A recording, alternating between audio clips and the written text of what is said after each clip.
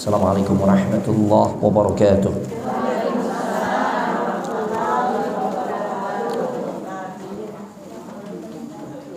Innal hamdalillah nahmaduhu wa nasta'inuhu wa nastaghfiruhu wa nastahdihi wa na'udzu billahi min shururi anfusina wa min sayyiati a'malina may yahdihillahu fala mudilla lahu wa may yudlil fala hadiya lahu. Asyhadu an la ilaha illallah wahdahu la syarika lah wa asyhadu anna Muhammadan abduhu wa rasuluh la nabiyya wa la rasula ba'dah. Allahumma salli wa sallim ala nabiyyina Muhammadin wa ala alihi wa ashabihi ajma'in. Ya ayyuhalladzina amanu ittaqullaha haqqa tuqatih wa la tamutunna illa wa antum muslimun. Wa ba'd. Fa inna asdaqal hadits kitabullah wa khairal hadi Muhammadin sallallahu alaihi wa alihi wasallam wa syarrul umuri muhdatsatuha wa kullu muhdatsatin bid'ah wa kullu bid'atin dhalalah wa kullu dhalalatin finnar. Amma ba'd. Ibu-ibu yang semoga dimuliakan oleh Allah Subhanahu wa taala. Apa kabarnya? Alhamdulillah. Alhamdulillahilladzi bi ni'matihi tatimmus shalihat. Segala puji bagi Allah yang dengan segala kenikmatannya maka menjadi sempurna segala bentuk kebaikan. Di pagi hari ini memasuki hari ke-10 di bulan Jumadal Akhirah 1447 Hijriah, yang juga bertepatan dengan bulan yang baru dalam kalender Masehi. Kita masuk bulan apa sekarang, Bu? Desember. Ya Allah, umur nambah tapi jatah hidupnya sebenarnya berkurang. Ya, makanya kita bersyukur kepada Allah masih diberi kesempatan untuk menikmati kehidupan di alam dunia ini yang tentunya sepatutnya kita isi dengan menyiapkan bekal terbaik untuk nanti menghadapi satu hari yang semua kita pasti akan dapat tanpa kecuali. Kita pasti akan menghadapinya, yaitu kematian. Makanya hadirnya kita duduk di majelis ilmu di pagi hari ini dari jam 9 tadi ya. Diawali tahsin, sekarang ikut kajian. Ya Allah, ini tidak lain dalam rangka untuk nyiapin bekal agar nanti saat kita ketemu dengan kematian kita, mudah-mudahan Allah karuniakan husnul khatimah. Ya. Karena di antara ciri orang-orang yang diberikan husnul khatimah adalah tatkala dia istiqamah menjalankan amal saleh. Tahsin tiap pekan, setelah itu kajian, istiqamah di jalan itu bertahun-tahun. Insya Allah nanti ketemu satu titik Allah karuniakan kita diberikan husnul khatimah. Allahumma inna nas'aluka husnul khatimah wa na'udzubika min su'il khatimah. Setelah kita memuji Allah atas berbagai macam karunia yang gak kehitung banyaknya yang Allah kasih ke kita, siapapun kita, sejago apapun kita, secanggih apapun alat yang kita mau gunain untuk menghitung-hitung nikmat Allah, la tuhsuha kata Allah. Wa in ta'uddu ni'matallahi la tuhsuha kata Allah Subhanahu wa taala. Jika kalian mencoba untuk menghitung-hitung nikmat Allah, la tuhsuha, enggak akan bisa siapapun kita sanggup untuk menghitung nikmat-nikmat tersebut karena saking banyaknya. Dan ternyata sebagian ahli tafsir menjelaskan nikmat Allah yang gak akan pernah siapapun kita sanggup untuk menghitungnya, itu adalah nikmat yang Ia berikan ke kita di saat kita sebenarnya gak minta. Tuh, Masya Allah. Coba aja kita buktiin. Ada gak di antara ibu-ibu, di antara kita nih, yang semalam sebelum tidur Kita minta sama Allah dengan begitu rinci dan detail. Ya Allah, jadikan esok hari di tanggal 1 Desember atau 10 Jumadal Akhirah, kondisiku masih bisa membuka kedua mata, tanganku masih bisa digerakkan ya Allah, kakiku masih bisa melangkah, jantungku masih bisa berdetak, paru-paru bekerja dengan baik, aliran darah lancar, otot-otot, persendian, organ pencernaan, otak, fungsi usus, dan sebagainya. Adakah di antara kita yang minta kepada Allah sebelum tidur sedetail itu? Ada? Nggak ada. Doa paling minim aja bablas kadang. Dek banget, katanya capek dat gitu kan. Sampai yang bismikallahumma amutu wa ahya pun nggak dibaca, apalagi yang sampai sedetail itu. Sekarang nih, dari mulai tadi kita ngebuka mata, setelah sebelumnya malam hari kita tidur, berarti sesuatu yang kita nggak minta dikasih gak sama Allah? Dikasih. Bahkan sampai bisa ke sini. Allahu Akbar. Artinya maka nggak ada jalan lain buat kita ketika kita menyadari Allah baik banget sama kita, selain kita pandai bersyukur kepadanya. Ya, kita berjuang bersama-sama. PR kita nih bagaimana menunjukkan rasa syukur kepada Allah. Karena yang pandai bersyukur dari hambanya itu, dari hamba Allah dikit. Wa qalilum min ibadiyasy syakur, kata Allah. Sedikit sekali dari hambaku yang pandai bersyukur. Berarti kebanyakan yang gimana? Kufur. Tuh. Ngeri kan kalau dengar ayat ini. Bagi orang-orang yang beriman, dia akan bergetar tuh hatinya. Ya Allah, mudah-mudahan saya termasuk yang sedikit, bukan termasuk yang banyak. Ya. Nah, ibu-ibu, setelah kita memuji Allah, nggak lupa kita menyampaikan salawat serta salam kepada Nabi kita tercinta, Nabi Muhammad sallallahu alaihi wasallam, juga kepada keluarganya, kepada istri-istrinya, dan juga para sahabatnya serta umatnya yang komitmen setia, semangat ya menghidupkan, mengamalkan sunnah-sunnahnya hingga akhir kehidupannya. Dan mudah-mudahan kita berharap kita termasuk di dalamnya. Allahumma amin. Gak lupa juga kita menyampaikan terima kasih kepada semua pengurus Yayasan Dakwah Ummahatul Muslimat. Dari mulai muassisnya, para pendirinya yang boleh jadi udah pada wafat ya. Nah, kemudian para penerusnya ya, dan kemudian sekarang para pengurus termasuk, dan juga semua jamaahnya yang memakmurkan tempat ini, sehingga mudah-mudahan tempat ini senantiasa diberikan limpahan keberkahan di dalamnya. Allahumma amin. Taib, ibu-ibu yang semoga dimuliakan oleh Allah Subhanahu wa taala, tema kajian kita pagi hari ini apaan sih judulnya? Ya Allah, judulnya kayaknya kekinian banget ya. Allah sayang banget sama kita, ya Allah. Judulnya aja kayaknya udah menyejukkan hati nih. Iya. Dan mudah-mudahan menyadarkan kita ya bahwasanya Allah tuh kita rasakan benar-benar sayang sama kita. Karena kadangkala ya kita ngakuin, oh iya ungkapan ini benar, tapi kadangkala hati ini belum merasakan kasih sayang Allah.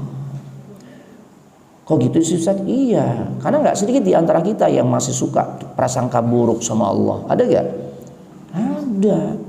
Kalau orang masih suka berprasangka buruk, berarti kan dia belum yakin pihak yang dia prasangkai itu, apalagi dengan keburukan, itu sayang sama dia. Makanya prasangkanya yang muncul adalah buruk. Bang, lu sayang gak sih bang sama gue? Gitu kan. Kenapa sih? Ya habisnya marah-marah mulu tuh kan. Ya, misalnya tuh prasangka buruk itu kan muncul ketika dia merasakan sesuatu ya yang gak sesuai harapan dia. Nah, ya makanya akhirnya tuh muncullah hal-hal seperti, walaupun sebenarnya gak mesti ya, nggak berarti apa yang dia prasangkakan itu benar gitu ya. Ada kalanya suami kan marah ketika memang istrinya ternyata melakukan pelanggaran hukum-hukum Allah, udah gitu dibilanginnya udah sering, masih tetap juga ngelanggar. Ya, suami harus marah gak kalau begitu? Iya, selama marahnya masih dalam batas kewajaran, bukan yang sifatnya menyakiti, ya, maaf, mukul wajah dan sebagainya. Ya, selama suaranya agak dikencengin dikit, ya itu boleh. Ya kan udah berkali-kali nih keluar rumah nggak pakai jilbab. Sikap suami yang benar gimana? Udah kan saya sayang, biarin dah, ya. Kan udah dewasa masing-masing. Ah, itu nggak sayang. Kalau sayang itu dia kasih tahu terus. Sampai pada satu titik berkali-kali tetap diabaikan hukum Allah tersebut, boleh dia tinggiin suara. Nah ini kan, kadangkala kita punya prasangka buruk karena kita nggak paham. Ya, kita belum paham tuh. Sebenarnya apa dibalik kemarahan suami, kan gitu. Nah kalau Allah kan sayangnya luar biasa, Ibu. Allah itu sayangnya tanpa batas. Makanya di dalam Al-Quran Allah berfirman, wa rahmati wasi'at kulla syai'. Rahmatku itu meliputi segala sesuatu. Ini, ya. Jadi Allah selalu sayang sama kita. Bahkan saat kita lagi jauh, Allah masih sayang gak sama kita? Sayang. Tuh. Kita lagi lalai, kita lagi males ibadah, apa Allah berhentiin nikmat-nikmatnya untuk kita rasakan, untuk kita nikmati? Kan enggak. Apa begitu kita enggak sholat, nafasnya langsung dihentiin gitu, oksigennya di stop gitu? Kan enggak. Ya, enggak. Ini menunjukkan Allah sayangnya luar biasa. Enggak pernah berhenti Allah memberikan atau menunjukkan rasa kasih sayangnya. Ya. Bahkan saat kita lupa sama Allah, Allah tetap sayang sama kita. Cuma kita aja nih yang maaf kadang kurang tahu diri. Makanya pantas Allah itu kasih sayangnya menyelimuti segala sesuatu. Karena memang Allah memiliki nama sekaligus sifat, yaitu Ar-Rahman dan Ar-Rahim. Maha pengasih dan penyayang. Ya Allah. Beda dengan kasih sayang manusia. Kalau kasih sayang Allah nggak terbatas, kasih sayang manusia terbatas. Makanya kalimat yang pas untuk menerjemahkan kata Ar-Rahman Ar-Rahim itu disematkan kata Maha, Maha pengasih, Maha penyayang. Ya, taib. Adapun manusia juga sih ada sifat kasih sayangnya, tapi terbatas. Makanya nggak boleh atau nggak pantas kalau disematkan kata Maha. Itu orang Maha penyayang banget, enggak. Ya. Ibu Ana Maha penyayang banget sama anak, enggak. Ya, walaupun itu kasih sayang yang ditunjukkan oleh seorang ibu kepada anaknya, nggak pantas juga dikasih kata Maha, karena tetap terbatas. Kita dapati fenomena tuh ibu akhirnya nyumpah ke anaknya karena udah kebangetan mepet, ya kan? Akhirnya sampai nggak ngakuin dirinya jadi anak. Hilang kasih sayangnya kan? Hilang. Sayangnya nggak stabil. Allah stabil kasih sayangnya, nggak naik turun, nggak tergantung mood. Ya, terus dia mencurahkan kasih sayangnya buat semua hambanya. Sekalipun tuh hamba melakukan perbuatan dosa. Apakah rahmat Allah kemudian hilang begitu saja? Enggak. Ya, enggak. Nah, bahkan kasih sayang Allah melampaui kasih sayang seorang ibu kepada anaknya yang masih menyusui. Ibu-ibu kan kalau udah sayang sama anak kan luar biasa ya. Apalagi kalau anak itu masih kecil. Masya Allah. Anak sakit, yang nggak bisa tidur siapa? Ibu. Yang bangun malam siapa? Bapak bangun nggak? Bangun. Cuma buat bangunin ibu yang bangun bocah nih gitu kan. Kemudian ketika ibu bangun, tuh suami gimana? Tuh kan tahu tidur lagi. Karena memang beda. Kasih sayang ibu tuh beda. Ya, tapi Nabi katakan Allahu arhamu bi'ibadihi min hadza. Kasih sayang Allah jauh melebihi kasih sayang ibu kepada anaknya yang masih menyusui. Padahal kita tahu kasih sayang ibu yang ia berikan kepada anaknya yang menyusui itu adalah puncak kasih sayang makhluk kepada makhluk lainnya. Tapi kata Nabi, kasih sayang Allah melebihi itu. Allahu Akbar. Ya, di antaranya nih, Allah mudahkan kita untuk duduk di majelis ilmu seperti sekarang di Yayasan Dakwah Ummahatul Muslimat. Ini di antaranya karena bentuk kasih sayang Allah. Allah bikin hati kita tuh mau hadir. Karena kan pastinya ada juga yang nggak hadir. Ya kalau memang alasannya karena ada alasan uzur syar'i, baiklah. Tapi kan ada bete banget, ya paling tahsin lagi gitu kan. Kajian lagi tuh. Nah, orang-orang yang seperti ini dia tidak mendapatkan limpahan kasih sayang Allah yang khusus. Makanya ada Ar-Rahman, ada Ar-Rahim. Kalau Ar-Rahman kasih sayangnya sifatnya umum. Mau dia beriman, nggak beriman, dikasih tuh cakupan kasih sayang Allah. Bentuknya apa aja? Kita bisa nafas, kita bisa makan minum, ya, kita bisa jalan-jalan. Nah, kita dapat rezeki. Itu kan umum ya. Mau dia beriman, nggak beriman, dapat nggak? Dapat. Mau dia sholat, nggak sholat, dapat. Makanya yang kayak begini, kasih sayang kayak begini, nggak menjadi ukuran nih orang mulia atau tidak. Karena semuanya dapat. Bahkan yang dapat kasih sayang Allah yang modelnya umum seperti ini bukan cuma manusia. Semut dapat, cacing dapat, kecoa dapat. Semuanya dapat karena warahmati wasi'at kulla syai'. Kasih sayangku meliputi segala sesuatu. Semua makhluknya dapat. Jin dapat jin. Dapat. Semuanya makhluk Allah tuh dapat. Malaikat dapat cakupan kasih sayang Allah. Ya semua makhluk yang Allah ciptakan dapat cakupan kasih sayang Allah. Tuh.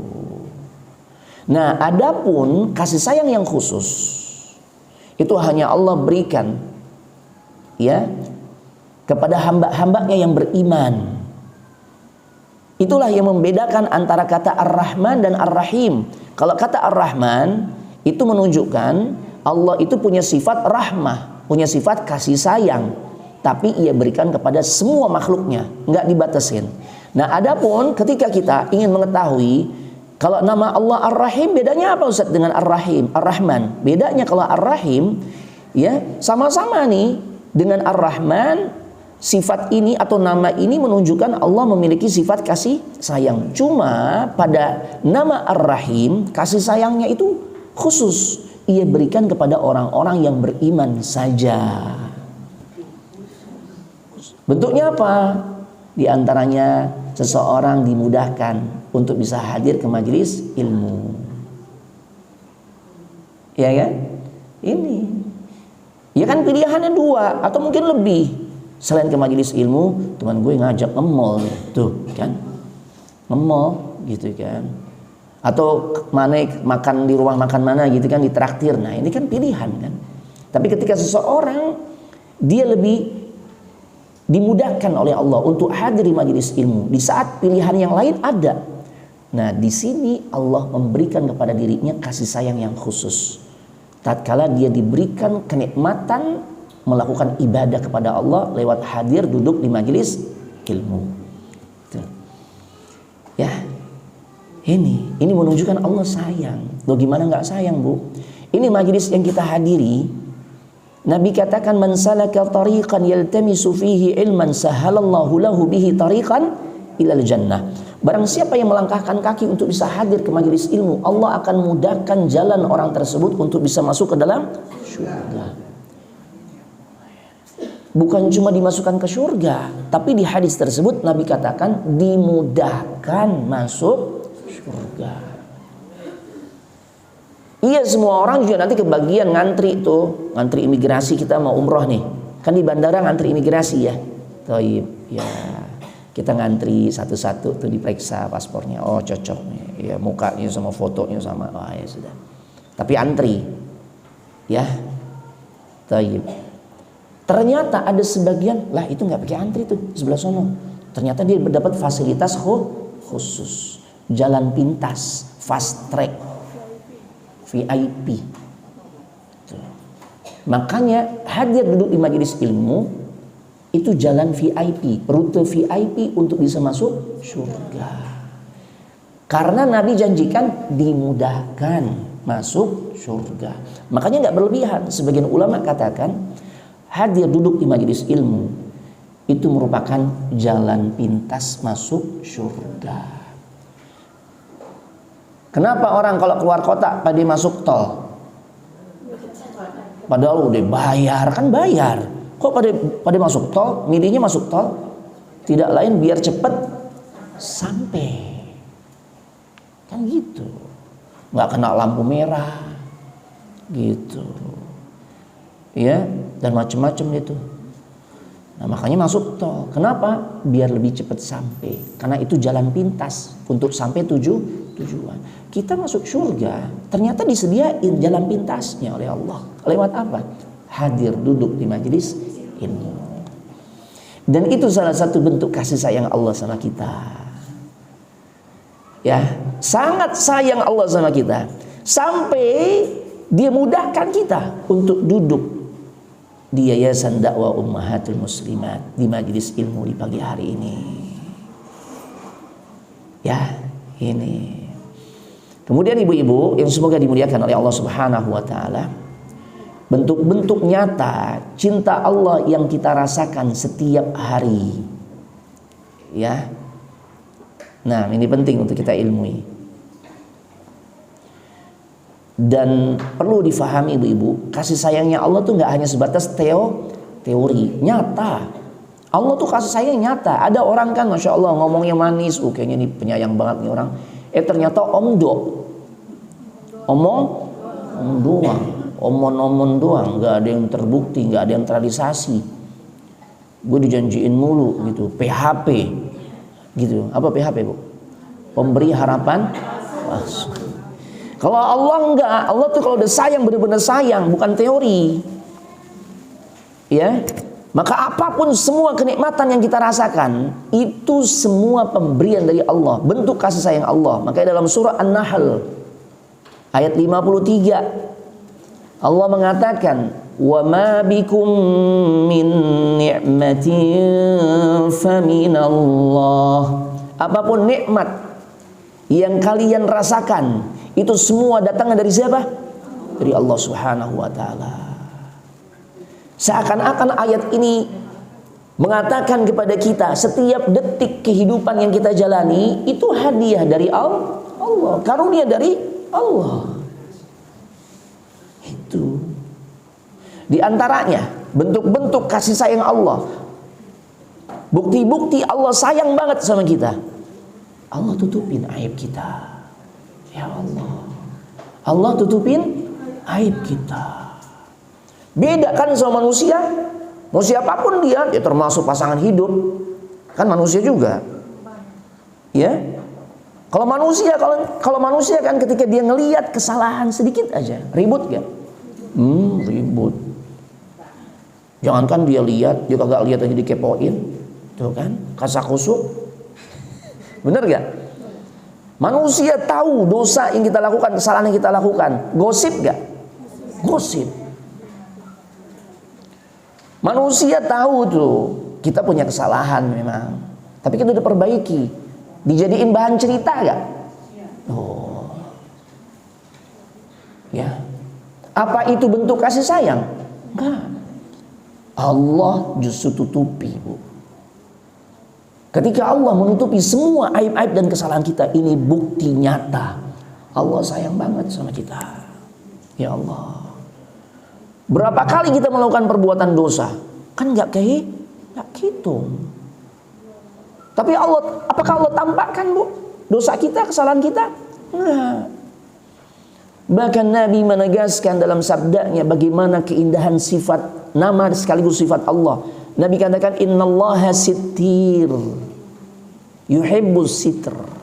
Sesungguhnya Allah itu sitir. Sitir itu maha menutupi. Apa yang dia tutupi? Aib dan dosa-dosa kita ditutupi sama Allah. Makanya Allah mencintai sifat orang-orang yang suka menutupi aib saudaranya. Tuh, kalau kita mau dicintai sama Allah, nikmat ini nggak dicabut, Cintanya Allah selalu Ia berikan ke kita dalam bentuk aib kita, kesalahan kita, dosa kita, skandal kita ditutupi oleh Allah, enggak dibongkar sehingga orang lain tahu. Maka kita juga harus menutupi aib saudara kita. Tuh. Karena di hadis ini Nabi katakan Allah itu maha menutupi aib, maha menutupi kesalahan hambanya, dan Ia mencintai sifat hambanya yang suka menutupi kesalahan saudaranya. Bu, sholat kita boleh jadi masih bolong, baca Al-Quran juga masih dalam proses belajar. Kalau udah ngomong, lisan kita tajam kayak mata blender tuh. Coba aja gimana nggak tajam, ya kan? Es batu sampai halus kan gitu kan, tajam kan? Coba aja mata blender kan, masukin tuh es batu, gimana hasilnya? Halus, tajam nggak? Tajam. Kalau mata blender tajam kayak gitu bagus. Lah kalau lisan, ya Allah, tiap dia datang orang langsung deg-degan, belum ngomong udah deg-degan orang. Ya, kita siap-siap, ini hati kita ini bakal tergores tuh kan. Ya Allah. Ya. Tapi apakah Allah kemudian tampakkan tuh ke orang-orang yang model kesalahannya kayak gitu? Kan enggak. Allah nggak tampakkan. Cuma kadang manusianya sendiri tuh yang bangga dengan dosanya. Al-mudhaharah, bangga dengan dosanya, dia pamer-pamerin. Padahal Allah udah tutupin kesalahannya. Makanya nggak boleh bu, kita tuh nyeritain masa lalu kita yang kelam dulu. Kita udah tobat, udah tutup gitu loh. Ini kadang dibawa cerita, iya kan? Jangan, karena Allah udah tutupi agar kita terlihat tetap baik di mata manusia, sehingga manusia mau bergaul sama kita.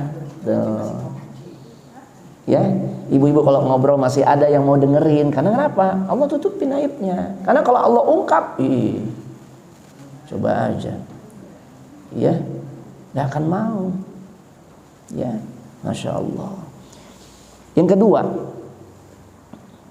bukti-bukti cinta Allah sama kita, sayangnya Allah sama kita. Allah kasih nikmat kepada kita.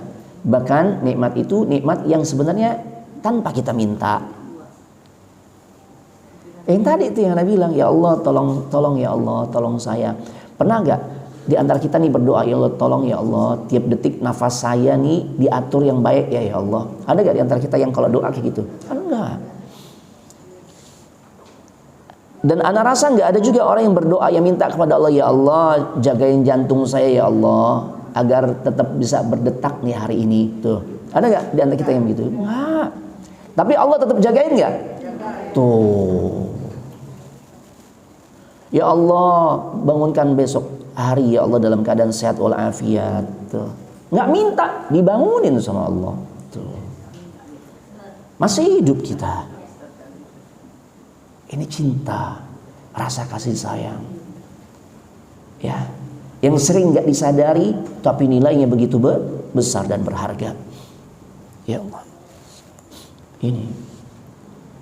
Makanya Al-Imam Ibnul Qayyim Al-Jauziyah pernah berkata, Alhamdulillah. Yahdikumullah wa yuslih balakum. Naam.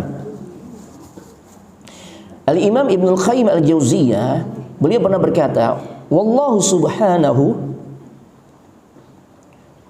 huwa alladhi yatafaddalu ala 'abdihi bin ni'ami qabla su'alihi wa yu'tihi qabla du'aihi. Cakep banget ibu ungkapannya. Al-Imam Ibnul Qayyim Al-Jauziyah di dalam Kitabul Fawaid mengatakan Allah terus-menerus melimpahkan kebaikan untuk hambanya dengan pemberian nikmat-nikmatnya. Bahkan sebelum itu hamba minta sama dirinya, ya Allah. Dan Allah memberi sebelum hambanya itu meminta kepada dirinya. Sebelum hambanya berdoa meminta, Allah udah kasih. Pantas gak kalau kita tahu Allah nih kayak gini nih, ini Rabb kita nih kayak gini baiknya, kayak gini sayangnya.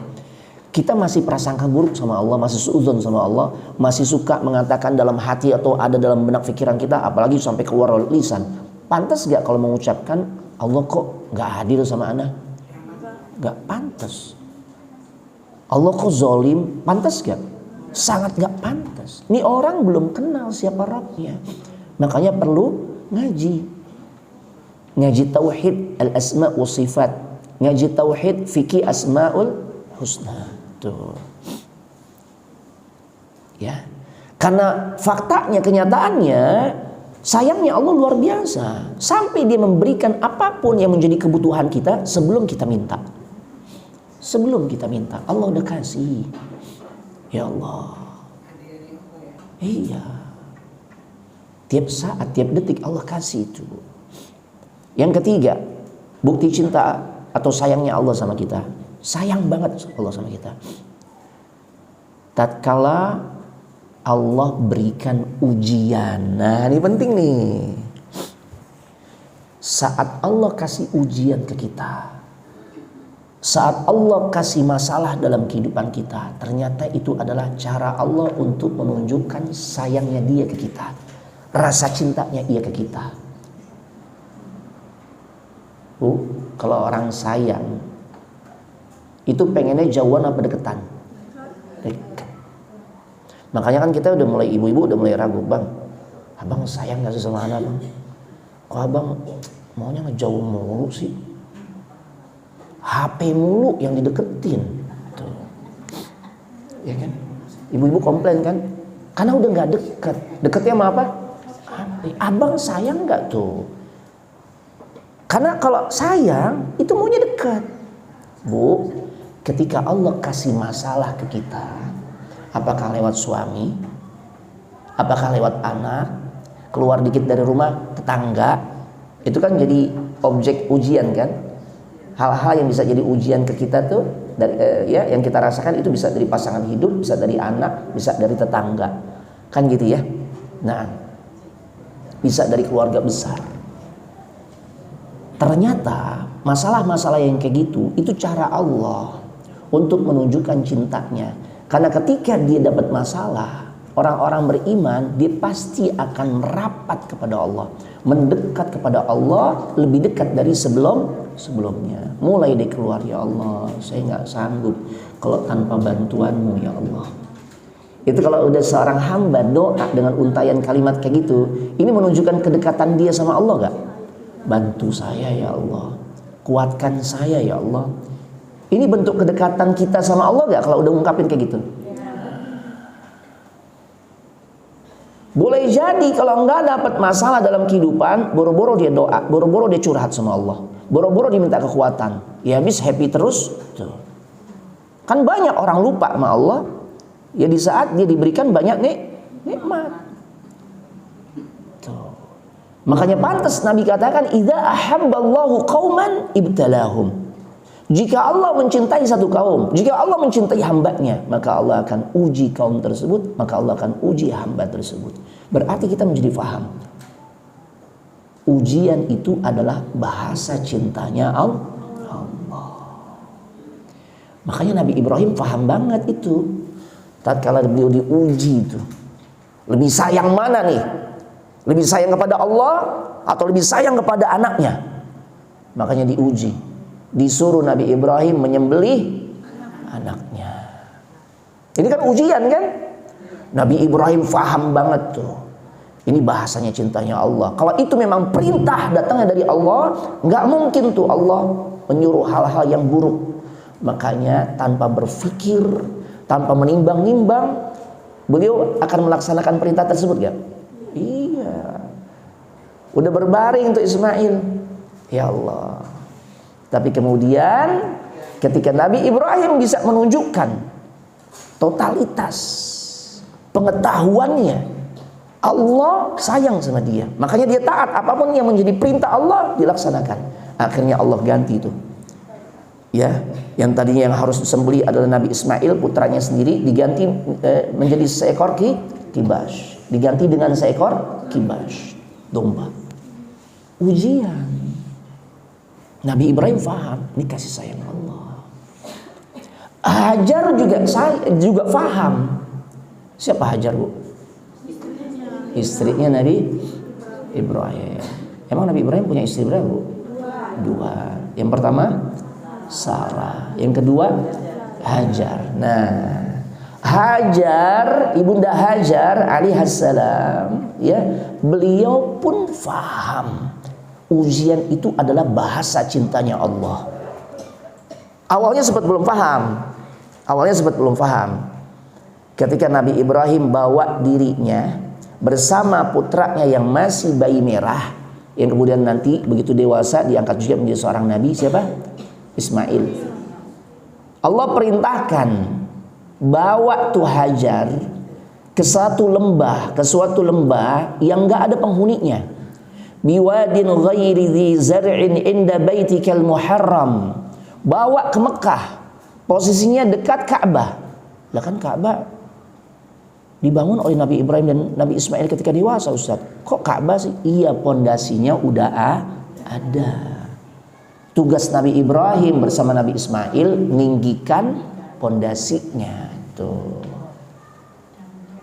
Dibawa ibunda Hajar yang baru saja memiliki anak, yaitu Ismail alaihissalam, yang masih bayi merah. Allah perintahkan Nabi Ibrahim untuk membawa Hajar ke Mekah, di dekat Ka'bah. Ka'bah saat itu dalam surah Ibrahim Allah katakan biwadin ghairi dzi zar'in inda baitikal muharram. Ka'bah itu Mekah secara umum yang di situ ada Ka'bah itu kota mati. Kota yang manusia nggak ada. Jangankan manusia, tumbuhan aja nggak mau tumbuh di situ. Bener-bener kota mati. Ya kita jangan lihat Mekah seperti sekarang, ini kota yang paling sibuk gitu ya. Awalnya kota mati. Nabi Ibrahim diperintahkan bawa Hajar dan juga Nabi Ismail ke tempat itu, kemudian nanti ditinggalin. Ya, apa sih Ustaz? Kenapa sih Ustaz kok Nabi Ibrahim bawa ibunda Hajar, istrinya beliau, ke situ sama putranya yang masih bayi? Ya, di antara penyebabnya selain perintah Allah, ya di antara sebabnya adalah karena kecemburuan ibunda Sarah. Sarah terbakar api cemburu ketika tahu ibunda Hajar telah melahirkan, memberikan keturunan untuk Nabi Ibrahim. Padahal dulu yang nyuruh nikahin Hajar siapa? Sarah. Nggak ada ceritanya Nabi Ibrahim yang ngajuin proposal mau nikah lagi, nggak ada. Nggak ngajuin proposal Nabi Ibrahim. Tapi itu memang kerelaan Sarah, karena beliau sadar usianya makin tua, udah mengalami masa menopause, ya, mendampingi seorang utusan Allah, tidak bisa berikan keturunan. Ada perempuan hadiah dari Muqaykis atau hadiah dari Fir'aun, penguasa saat itu. Bukan Fir'aun yang di masa Nabi Musa, bukan. Ya, penguasa Mesir itu sebutannya Fir'aun. Ya. Nah, itu kan memberikan hadiah untuk Nabi Ibrahim dan juga Hajar dan juga Sarah di dalam melanjutkan perjalanannya. Dihadiahi seorang budak wanita. Asalnya tuh Hajar bukan budak, wanita merdeka, cuma karena negeri tempat beliau berada berhasil ditaklukkan oleh Fir'aun dan bala tentaranya, maka otomatis negeri ini ditaklukkan, penduduknya menjadi budak. Dihadiahin buat nemanin perjalanan Sarah dan Nabi Ibrahim. Akhirnya Sarah tahu diri, udah deh bang, ya kalau sama Ana nih harapan udah kecil nih, kan gitu ibaratnya. Untuk bisa dapat keturunan, tuh ada perempuan yang ngedampingin kita nih, masih muda, peluang untuk ngasih keturunan besar. Akhirnya Sarah perintahkan, Sarah yang nyuruh nikahin tuh Hajar. Nah, tapi ternyata yang cemburu juga Sarah. Itulah perempuan, tuh kan langsung digongin. Ya, karena perempuan diciptakan dari tulang rusuk yang bengkok. Di antara bentuk kebengkokannya ya begitu, Lah dia nyuruh, dia yang ngambek, kan gitu ya. Bahkan bukan cuma ngambek, sampai ngancam untuk ngebunuh Hajar. Tuh. Cemburu. Nabi Ibrahim seorang suami yang penyabar, bijaksana, menyelesaikan masalah atau konflik di antara dua istrinya dengan izin Allah diberikan petunjuk. Udah bawa aja, yang pergi jauh deh, pergi jauh. Tuh. Gitu. Jangan dideketin lagi konflik, jangan. Tadi cakar-cakaran gitu kan. Bawa jauh tuh. Nah, ketika Ibunda Hajar udah sampai Mekah tuh, di dekat pondasi Ka'bah, Nabi Ibrahim ternyata Allah perintahkan lagi tinggalin keduanya tuh. Awalnya Hajar belum paham nih apa maksud Nabi Ibrahim meninggalkan dirinya bersama putranya yang masih bayi. Nggak ada orang lagi. Kalau ada orang kan enak. Nanti kalau ada sesuatu butuh bantuan tinggal minta tolong kan gitu. Ini nggak ada manusia di tempat yang gersang. Bu, ini Mekah zaman sekarang yang begitu enaknya. Kalau udah panas gimana Bu? Betah gak kita di luar? Enggak betah, kita buru-buru kita pengen masuk ke hotel biar dingin, biar adem gitu kan gitu ya. Bagaimana zaman dulu? Gak ada manusia, gak ada bangunan, kota mati, tumbuhan aja gak ada. Biwadin ghairi dzi zar'in inda baitikal muharram. Allah katakan begitu dalam surah Ibrahim. Ya, makanya wajar kemudian Ibunda Hajar tatkala Nabi Ibrahim ingin tinggalkan keduanya di tempat yang model kayak begitu.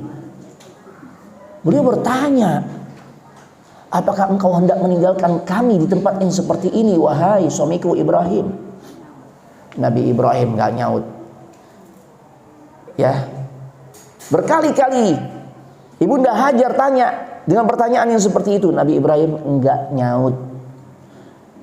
Karena satu sisi beliau enggak tega, cuma di sisi lain ini perintah Allah. Perintah Allah lebih beliau prioritaskan dibandingkan rasa sayang beliau kepada keluarganya, pengorbanan tuh. Jadi jangan kebalik Bu, kadang-kala atas dasar rasa sayang kita jatuh pada perbuatan dosa. Alasannya apa? Ya karena anak sayang sama keluarga. Kenapa Pak? Kok korupsi? Gaji udah lebih dari cukup. Ya karena saya pengen ngebahagiain anak istri tuh kan. Dasarnya katanya sayang sama keluarga, tapi caranya akhirnya salah. Dia abaikan tuh hukum-hukum Allah. Nah, jangan begitu. Nah, makanya ketika ya Nabi Ibrahim ditanya kayak gitu, beliau nggak jawab. Nah, mulailah sadar nih Ibunda Hajar. Kalau tadi wajar pertama, shock gak? Shock, begitu ditinggalin, mau ditinggalin, lah kok teh mati, mau ngapain di sini? Tapi kemudian keimanan Hajar muncul lagi tuh, keimanan yang kokohnya. Ketika beliau rubah pertanyaannya kepada suaminya Nabi Ibrahim.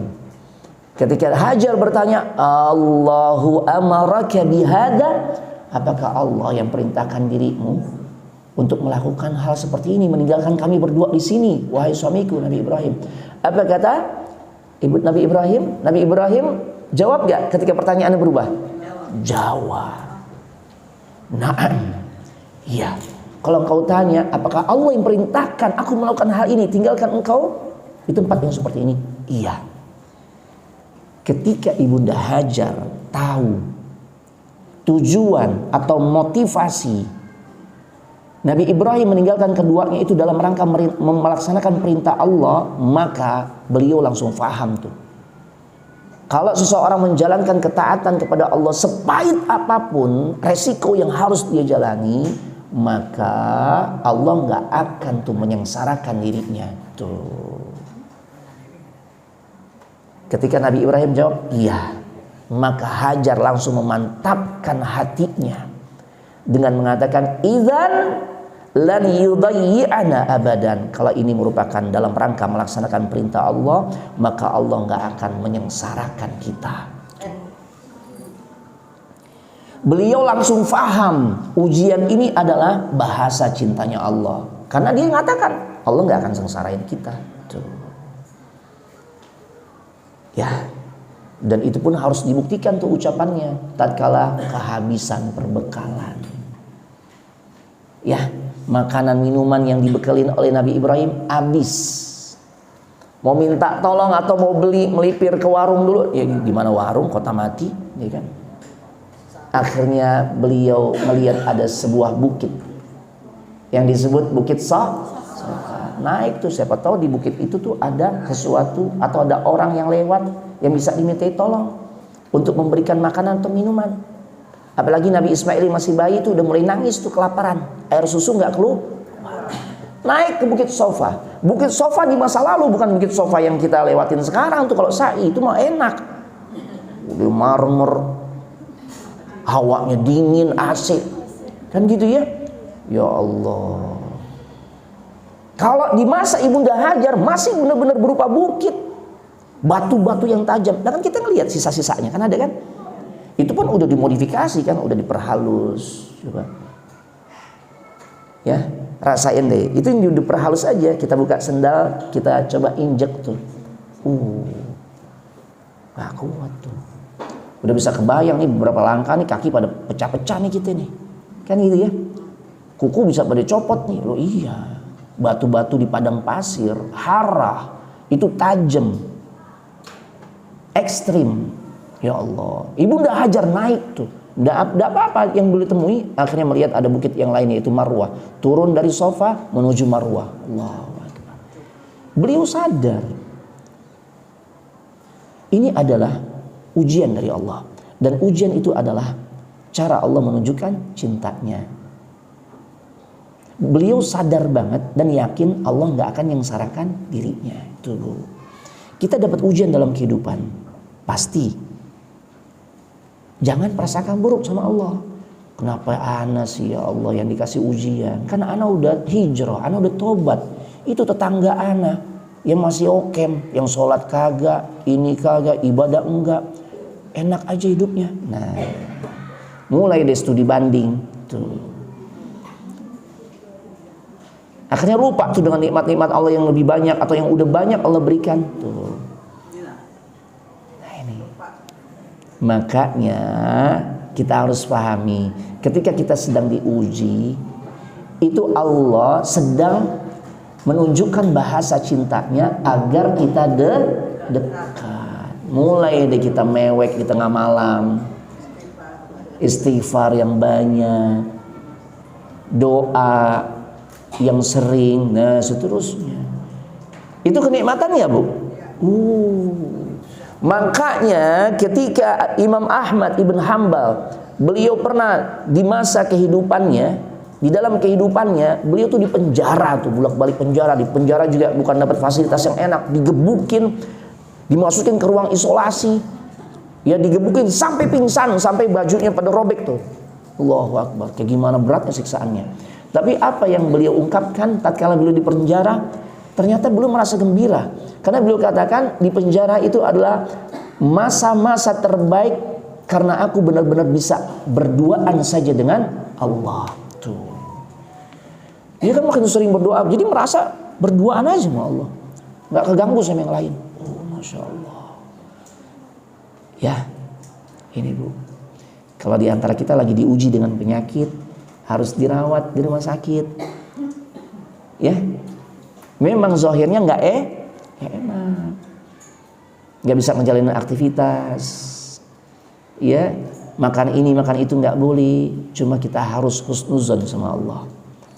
Ini momen dimana Allah menginginkan kita semakin dekat dengannya. Kalau orang sudah bisa merasakan kedekatan dengan Allah, itu adalah kenikmatan di atas segala kenikmatan. Coba aja Bu, bininya siapa tuh yang disiksa sampai mati, dan dia menjadi salah satu wanita terbaik di muka bumi, menjadi pemimpin wanita-wanita di surga.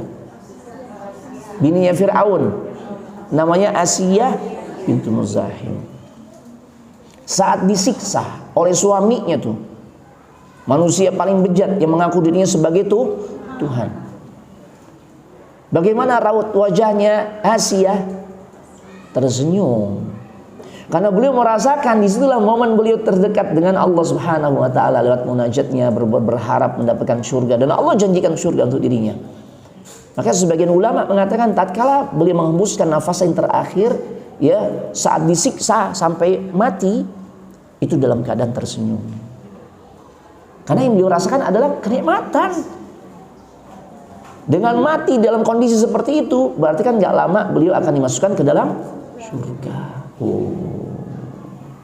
Makanya sahabat itu risau kalau hidupnya lempeng-lempeng aja, gak ada ujian. Risaunya kenapa? Jangan-jangan Allah sedang murka kepada diriku. Gak ada ujian. Ya, dia takut tuh sahabat, ya kalau hidupnya lempeng-lempeng aja, ini bukan bentuk cinta Allah kepada dirinya, tapi bentuk Allah mengabaikan dirinya. Makanya mereka merasa resah.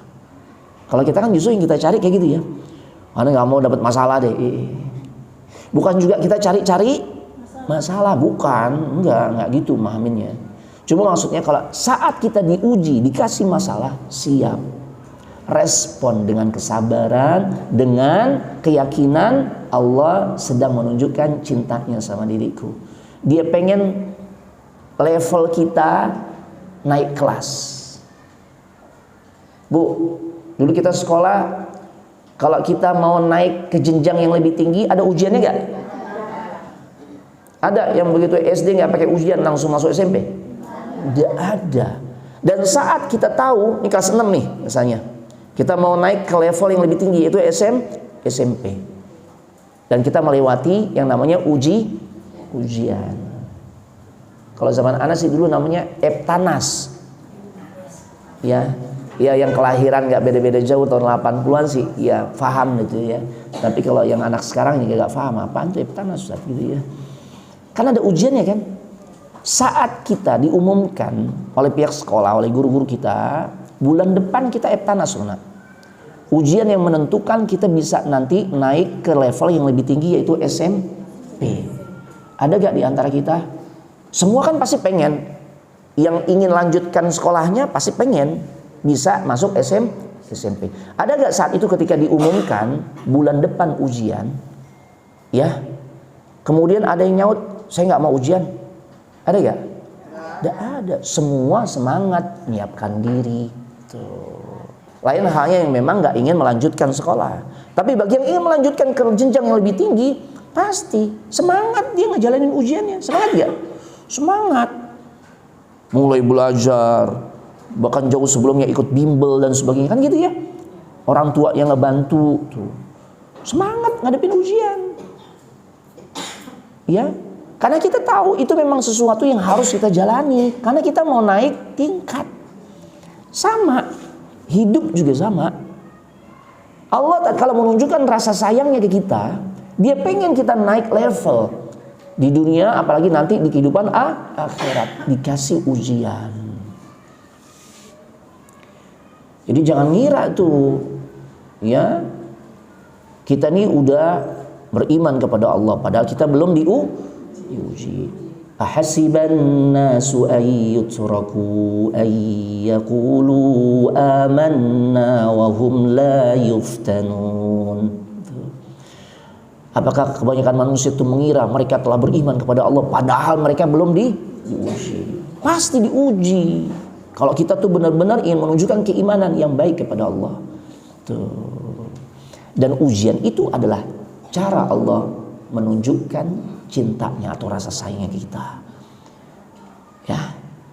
Jadi ujian itu harus dipahami, Bu. Jadi ketika ibu tuh dapat masalah nih dalam kehidupannya, ya, masalah keluarga paling tidak, oh ya, ibu langsung pahami, ini bahasa cintanya Allah kepada kita. Bahasa cinta. Ya. Jadi kalau yang ada dalam pikiran kita, di benak hati kita itu bahasa cinta, karena memang faktanya begitu, kan akhirnya kita punya semangat untuk menjalaninya, karena ini cinta. Gitu. Yang ke berapa ya sekarang bukti cintanya? 4. Bukti Allah cinta banget sama kita, sayang banget sama kita. Ketika Allah bahagia banget tuh ketika kita mau taubat.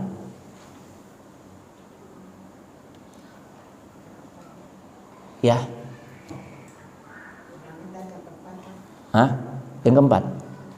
Bukti Sayangnya Allah kepada kita adalah tatkala Allah bahagia banget, Allah senang banget ketika kita mau bertaubat. Itu buktinya. Orang-orang yang bertaubat itu kan sebelumnya dia buat ulah gak? Buat dosa gak? Ngerjakan dosa, bukan dosanya nggak kehitung banyaknya, udah gitu besar-besar lagi dosanya.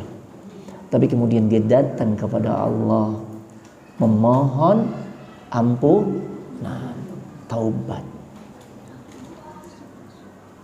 Diampunin nggak? Diampunin. Kalau memenuhi syarat-syarat taubat pasti diampuni.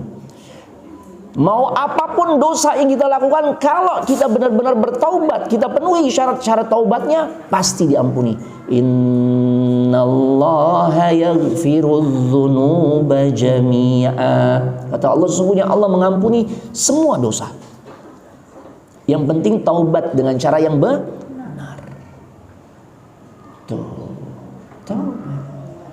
Dan ini adalah bukti Allah sangat sayang sama kita. Bu, gambaran realnya. Kita kalau udah ngadepin orang yang ya udah dikasih tahu, dikerjain lagi tuh kesalahan itu. Ya. Udah dikasih tahu lagi baik-baik, dikerjain lagi tuh kesalahan. Gedek gak kita? Hah? Sebel gak kita?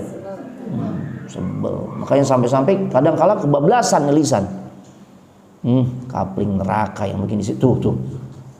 Suka kan kita dengar ada orang kayak begitu? Padahal kan nggak boleh ya orang tuh ngevonis saudaranya yang melakukan perbuatan dosa itu pasti di neraka. Karena boleh jadi dia tahu, dia tobat.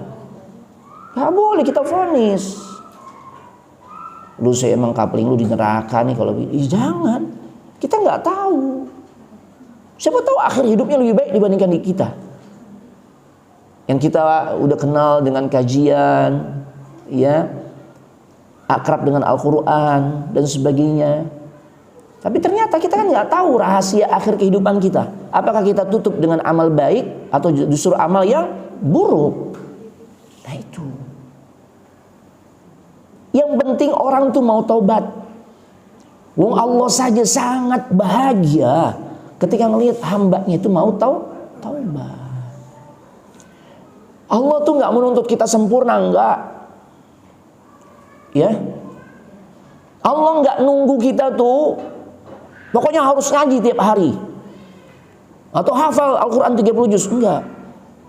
Yang Allah sangat harapkan dari kita adalah kita mau taubat tuh. Makanya sampai ia panggil kita, padahal yang melakukan kesalahan kita, yang manggil Allah untuk taubat. Ya ayyuhalladzina amanu tubu ilallahi taubatan nasuha. Wahai orang-orang yang beriman, bertaubatlah kalian semua kepada Allah dengan taubatan nasuha. Siapa yang manggil, Bu? Yang berbuat dosa? Masih belum yakin kalau hal ini menunjukkan sayangnya Allah kepada kita itu luar biasa. Ya Allah, Allah yang panggil kita. Allah sangat berharap kita mau balik, kita mau tobat. Makna tobat itu ar-ruju', kembali ke jalan Allah. Bahkan rasa bahagianya Allah, kebahagiaan Allah ketika dia melihat ada hamba yang benar-benar dia taubat dengan taubatan nasuha. Ya Allah, lebih bahagia dibandingkan seseorang yang tatkala dia membawa perbekalannya yang dibawa oleh onta, dia melakukan safar. Perbekalannya, barang-barang bawaannya, makanan, minuman, uang, ya, pakaian, itu dibawa di onta. Onta yang ngebawanya. Ternyata ontanya hilang di padang pasir. Gimana mau nyarinya? Udah putus asa dia. Qad aisa min rahilatihi. Orang ini telah putus asa. Dia mengira tunggangannya atau ontaknya yang membawa perbekalan nggak akan balik lagi. Ya. Tapi ternyata Allah berkehendak lain. Tiba-tiba tuh onta muncul di hadapannya tatkala dia sudah putus asa. Bahkan saat itu dia udah merasa kematian makin dekat. Ontaknya datang. Kebayang nggak Bu gimana bahagianya orang ini? Bahagia ya? Bahagia. Jangankan yang model begitu, kita nih setengah jam nyari kunci motor kagak ketemu-temu. Gitu ya? Akhirnya ketemu. Seneng nggak? Di mana ketemunya? Masih nyantel di motornya kan gitu. Seneng kan? Ini apa lagi nih? Dia udah mengira nih nggak lama lagi mati nih. Tiba-tiba ontaknya datang, lengkap dengan perbekalan yang dibawanya. Akhirnya saking bahagianya orang itu, dia berkata, Allahumma anta abdi wa ana rabbuk. Wahai Allah, engkaulah hambaku, aku Rabbmu. Karena saking bahagia. Akhta'a min syiddatil farah. Sampai nih saking bahagianya orang ini, dia nemuin lagi tuh perbekalannya, karena ontanya tiba-tiba balik. Akhirnya kan dia menemukan lagi kan perbekalannya. Ya, karena saking bahagianya salah ngucap. Tuh. Allah lebih bahagia dibandingkan kebahagiaan orang yang kayak gini nih. Ini kan kayak apa luar biasanya bahagianya orang ini ya, sampai salah ucap gitu kan. Allah lebih bahagia dari orang ini ketika dia mendapati hambanya, ketika dia mendapati kita nih yang banyak dosa, mau taubat. Apa namanya kalau bukan menunjukkan itu bukti Allah sayang banget sama kita. Itu. Kemudian yang berikutnya bukti cinta Allah kepada kita. Satu duanya apa ya? Yang ada yang pertama apa tadi? Allah tutupi aib kita. Kedua, iya, Allah kasih kita nikmat pemberiannya yang banyak tanpa kita minta. Satu dua doang ya, ya ya. 1 dan 2 aja ya. Nah, iya, yang lain udah dicatat kan? Sekarang kita masuk yang ke berapa?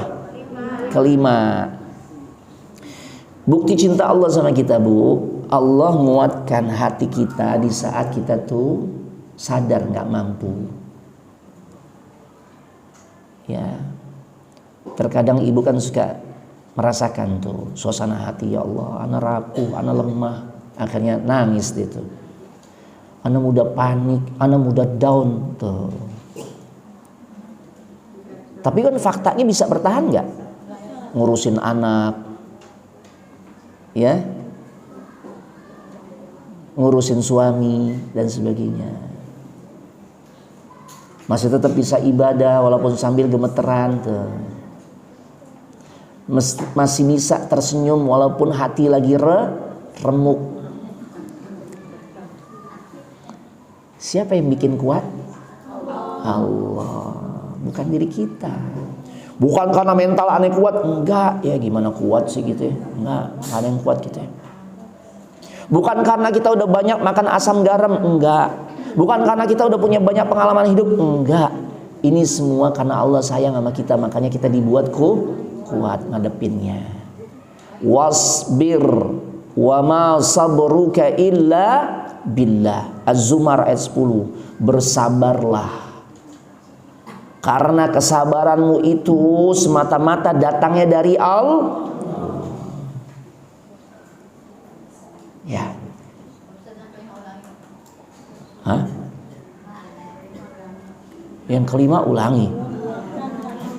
Allah menguatkan hati kita saat kita nggak mampu. Itu tanda atau bukti Allah cinta. Ya Allah. Ya. Jadi kesabaran kita itu bukan karena karakter kita, enggak, tapi ini karunia dari Allah. Hadiah dari Allah.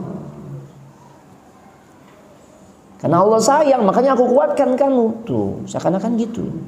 Yang keenam, bukti cinta Allah kepada kita. Allah sayang banget sama kita.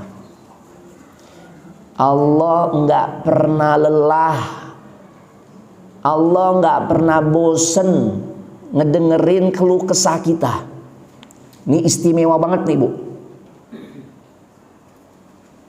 Ya. Karena kita nggak akan dapati itu. Kalau dari orang, dia mau terus mendengarkan curhatan kita. Bahkan kadang-kala udah ketebak nih, ya mau curhat. Ya, panas deh kuping nih kalau begini sih, ini kan, gitu ya. Nah, makanya orang kadang-kala tuh deplong banget tuh, aku mau telepon ya iya boleh. Kalau lama kau setengah jam aja, aku udah perlu. Oh ya, ternyata isi setengah jam itu curhatan aja tuh. Dia ngomong, dia curhat tuh semua apa yang dia sedang hadapi. Selesai setengah jam dia bilang tuh kepada temannya yang ngedengerin, makasih ya udah mau dengerin curhatan saya. Padahal ngasih solusi ya? Kagak, cuma ngedengerin doang. Gimana mau ngasih solusi? Yang ngedengerin aja banyak masalah, kan gitu kan? Kan gitu, iya kan? Tapi ada gak masa-masa beteknya? Iya, Afwan, ana lagi banyak urusan nih. Ya tahu, ngechat assalamualaikum, waalaikumsalam. Bisa minta waktunya, langsung tuh di blok. Dikatakan, Afwan ya, ana hari ini nggak bisa diganggu karena banyak urusan tuh. Ya. Adapun kalau kita curhat sama Allah, Allah selalu ngedengerin tuh keluh kesah kita, curhatan kita. Ya. Nah, kita kalau mau pasangan hidup, ya ada kalanya kan nggak mau didengerin. Aneh pun didengerin, ya kayaknya terpaksa banget. Iya. Padahal nggak didengerin gitu kan. Maksudnya iya biar cepet gitu loh. Ya Allah yang ini udah 13 kali ya, gitu kan. Diceritain lagi gitu ya. Ini kalau mau manusia nih Bu. Ya. Tapi kalau sama Allah nggak pernah bosan ngedengerin keluh kesah kita. Ya. Taib. Allah selalu dengerin tuh. Dan Allah nggak cuma dengerin, bahkan Allah ngasih solusi. Maka nggak ada doa tuh yang diabaikan, nggak ada. Permintaan yang dicuekin sama Allah nggak ada. Semua diijabah. Selama syarat-syarat doa dikabulkan itu kita penuhi. Nggak ada doa yang sia-sia, nggak ada. Ya, meskipun kita belum melihat pengabulan sesuai yang kita harapkan. Karena memang faktanya pengabulan yang Allah berikan atas doa kita bukan cuma satu cara. Kita kan fahamnya minta A, balasannya, jawabannya A. Minta B, jawabannya B. Itu baru satu cara, padahal Allah punya dua cara yang lain. Makanya dalam Majmu' Fatawa, Syekhul Islam Ibnu Taimiyah berkata, "Au sarafa anhu minasyarri nidharahu awiddakharahu lahu yaumal qiyamah." Seorang hamba tidaklah ketika dia berdoa kepada Allah, melainkan Allah pasti kabulkan apa yang menjadi permintaannya. Yang pertama, sebagaimana sabda Nabi juga ada ya, imma an tu'ajjala lahu da'watuhu, dia dikabulkan sesuai dengan apa yang ia mohon, sesuai apa yang ia minta. Dan ini cara yang semua kita fahami. Dan kita nganggap doa itu pengabulannya kayak gitu. Minta A dijawab A, minta B dijawab B. Padahal enggak. Padahal enggak cuma itu. Ada dua cara lainnya. Yaitu tatkala Allah tunda pengabulannya, tidak di dunia tapi di akhirat. Diangkat derajatnya. Dosanya yang belum sempat dia taubat, maka doa yang belum terkabulkan di dunia jadi cara untuk nutupin dosa-dosanya. Enak kan? Atau yang ketiga, Allah palingkan darinya keburukan yang setara, tidak tertimpa musibah atau bala. Tuh. Yang keberapa ya sekarang? Terakhir nih. Ketujuh. Bukti Allah sayang banget sama kita. Allah nggak pernah cepat murka kepada diri kita, enggak. Kalau manusia kan begitu kecewa meledak gak? Makanya kan ada istilah, dia mah sumbu pendek gitu kan. Kesulut dikit meledak gitu kan, marah. Allah nggak gitu. Allah nggak pernah menunjukkan ya respon cepat marah kepada hambanya. Cepat murka, enggak. Kemurkaan Allah itu pun berdasarkan kebijaksanaannya. Karena ini udah nggak mau lagi nih diajak ke jalan yang benar, tuh kan? Makanya Allah udah utus Nabi Saleh kepada kaumnya, Allah utus Nabi Lut kepada kaumnya, masih ingkar nggak? Masih ingkar, bahkan nantang-nantang, kalau ente benar-benar Nabi, tunjukin. Katanya ada azab Allah, tunjukin, cepet hadirin azab Allah tuh. Nah itu udah kebangetan. Tapi sebelum mereka kayak begitu, Allah turunkan azab gak? Makanya kalau kita lihat ada bencana demi bencana, itu biasanya karena udah keterlaluan. Hati-hati. Kita doain saudara-saudara kita tuh, sesama anak bangsa yang sekarang diuji dengan bencana, banjir dan longsor. Tapi kita juga harus mengambil pelajaran. Kalau hal-hal kayak gini terjadi, ini biasanya karena ada sebagian manusia yang sudah melampaui batas. Karena perbuatan manusia, kan diperlihatkan. Apa yang pada ngambang tuh? Kayu, gelondongan, Allahu Akbar. Itu kan tanda, ya, hutan udah digundulin, akhirnya dia nggak bisa menahan air. Tuh, ulah manusia. Nggak semata-mata karena Allah murka, enggak. Karena emang perbuatan kita juga. Biar kita sadar tuh. Tuh. Beda sama manusia, masalah kecil aja marah. Iya kan? Nggak ditegur aja marah, ngambek tuh. Kan gampang tersinggung kalau manusia.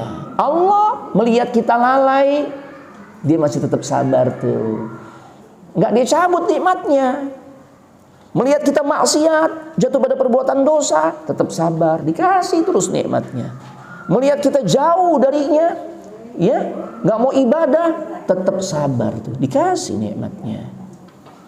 Makanya Allah mengatakan inna rabbaka wasi'ul maghfirah.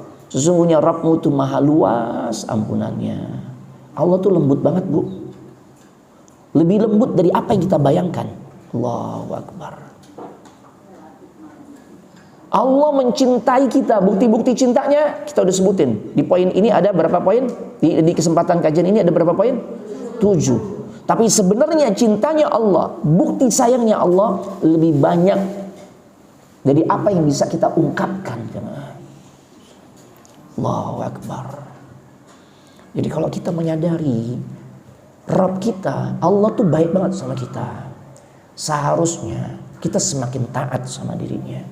Seharusnya kita semakin takut kepadanya.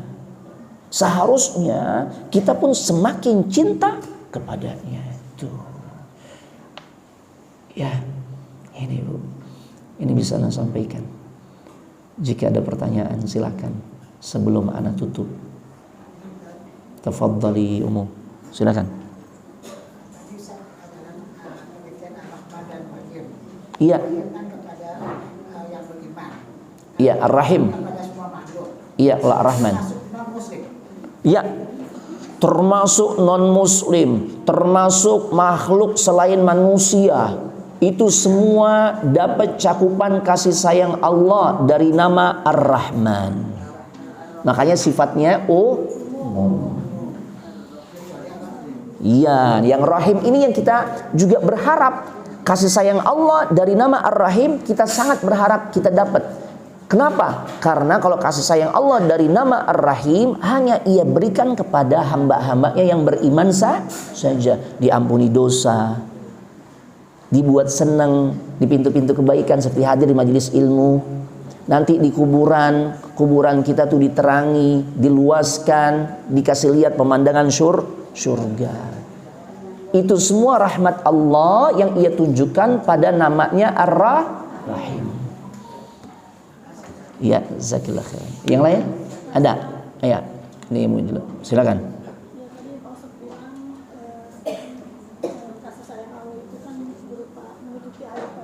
Iya. Kenapa di zaman sekarang kan teknologi udah banyak ya, banyak kadang-kadang orang membuka itu. Itu apakah salah satu? Karena kalau nggak seperti itu kan mungkin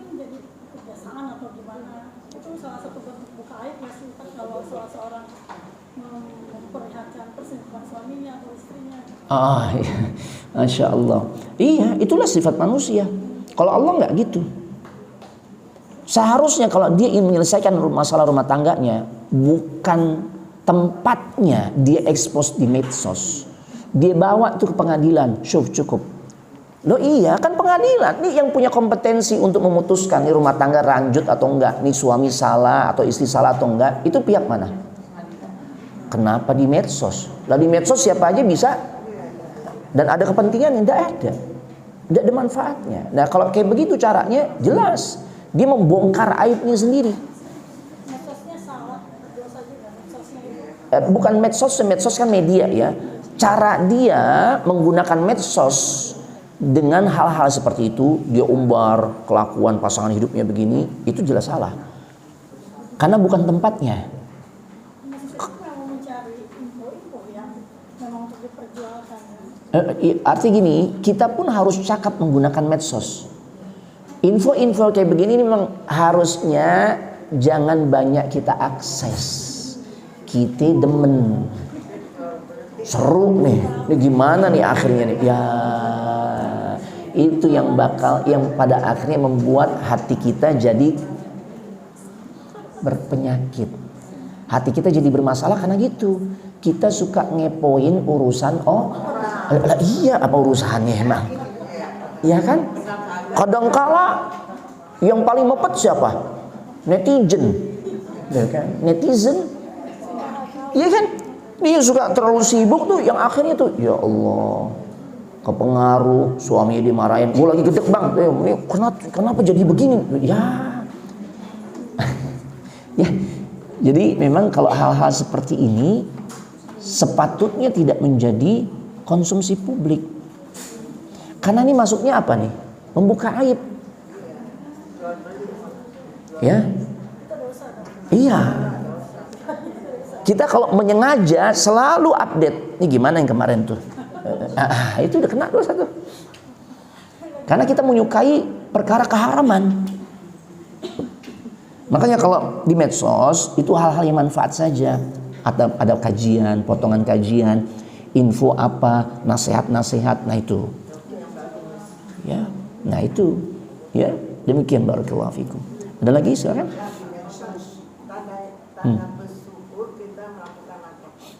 Tanda kita bersyukur kepada Allah.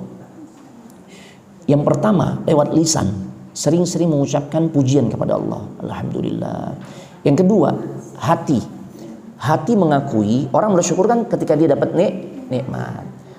Dia harus akui kenikmatan, pencapaian atau sesuatu yang dia miliki, yang dia dapatkan itu bukan karena kehebatannya, tapi semata-mata karena kebaikan Allah. Tuh. Jadi dia nggak sombong. Akhirnya bersyukur.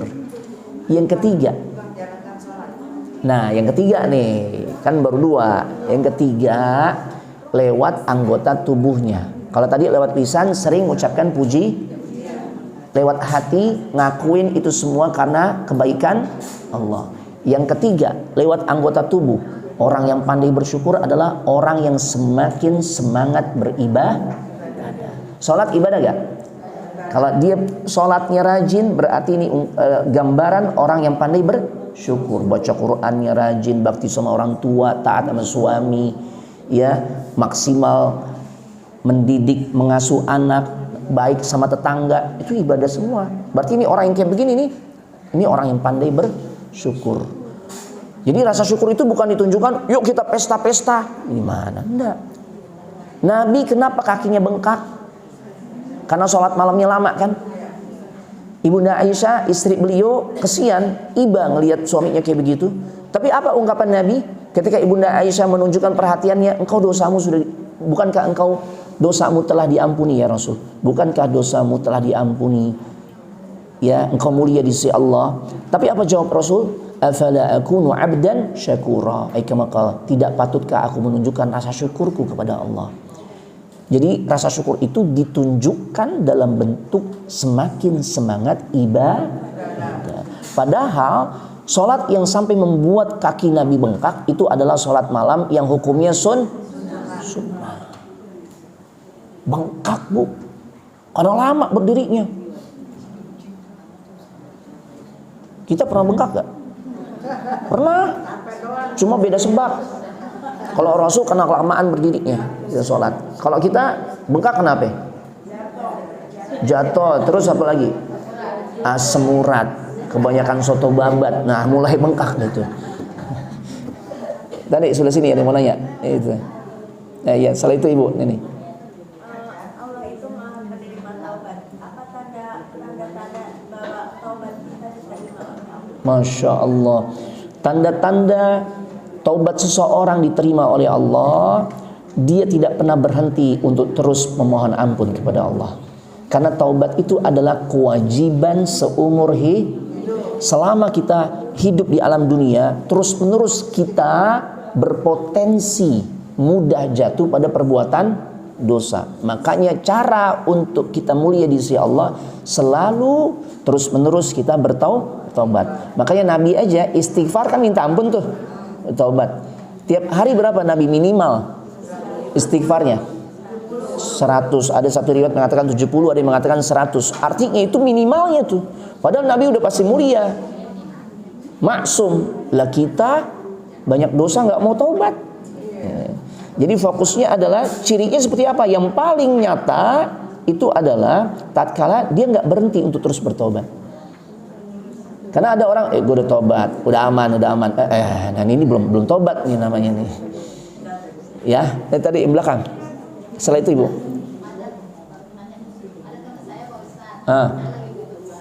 Terus rumahnya dikontrakin, yang mau orang Nasrani. Saya bilang kalau begitu jangan, saya bilang gitu.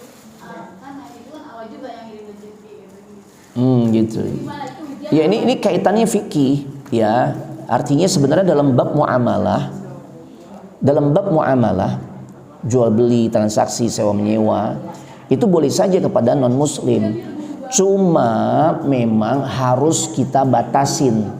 Kalau kita mau nyewain nih, Rasul berinteraksi gak dengan orang-orang non muslim? Ya, dagang bareng dan sebagainya, jual beli, termasuk juga urusan sewa menyewa. Cuma harus dipagerin.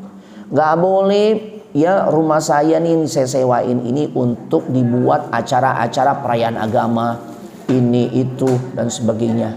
Ini khusus buat tempat tinggal aja. Kalau masih kayak begitu, para ulama katakan, sebagian ulama membolehkan. Tapi kalau kita ya tanpa ada rambu-rambu kayak gitu, nanti ujung-ujungnya mereka buat acara, ya ibadat-ibadat mereka. Artinya berarti saat itu kita memfasilitasi mereka untuk melakukan perbuatan dosa. Karena kan ibadah mereka jelas-jelas kesyirikan, gitu. Tapi kalau hanya sebatas tempat tinggal aja kita nyewain untuk dia usaha atau tempat tinggal aja, ya. Kemudian kita katakan juga nggak boleh di rumah saya piara anjing, tuh. Jadi aturannya aturan Islam. Kalau masih begitu masih boleh. Tapi kalau udah terserah, dia kan udah bayar, dia mau piara babi, dia mau piara anjing, ya ini masalah, nggak boleh, haram kalau begitu, ya. Tapi terakhir, Umi. Iya, sholat itu diantara salah satu cara untuk kita bertaubat. Ya, kita mohon tuh dalam sholat kita, ya Allah ampuni dosa-dosa saya. Walaupun sebenarnya cara yang lainnya, syarat yang lainnya itu banyak. Diantaranya meninggalkan perbuatan dosanya, ganti dengan amal saleh, dan berusaha untuk tidak jatuh kepada kesalahan yang sama. Tapi kan jatuh lagi Ustaz, melakukan dosa lagi, tobat lagi. Selama nyawa belum sampai kerongkongan, Allah terima. Nah, kalau ada info kayak gini jangan ngeremehin. Oh, kalau gitu nggak apa-apa Ustaz ya. Habis tobat, dosa lagi, tobat lagi, dosa lagi. Selama nyawa belum sampai kerongkongan, Allah ampuni. Nah, masalahnya hati-hati nih, ini setan nih. Oh, kalau gitu udah deh, aman kalau gitu. Nah, habis dosa, tobat lagi. Jangan diremehkan. Masalahnya kita nggak tahu kapan umur kita sampai. Nah, khawatir lagi buat dosa, Allah nggak perpanjang umur kita, belum sempat taubat. Ini bisa Anda sampaikan, tutup dengan doa kafaratul majlis. Subhanakallahumma wa bihamdik, asyhadu an la ilaha illa anta, astaghfiruka wa atubu ilaik. Assalamualaikum warahmatullahi wabarakatuh.